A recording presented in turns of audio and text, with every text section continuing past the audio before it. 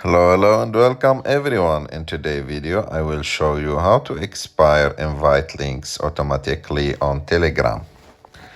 To do this it's very simple. You have just to go to Telegram, go to the group that you want. Of course you should be admin of that group, and after that click on the profile picture of the group on the top right of the screen. And after that, go and click on edit on the top right of the screen. Go to invite links. Okay, I will revoke this link to show you how to do it.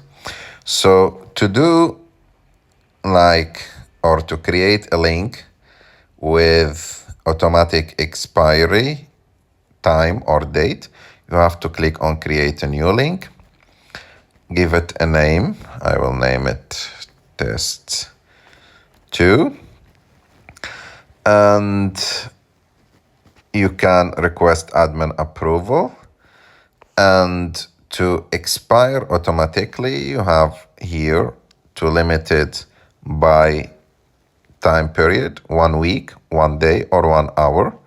For example, I will put it 1 day, and that means anyone who wanted to join your group with that link after 1 day, he can't do it because the link will be expired.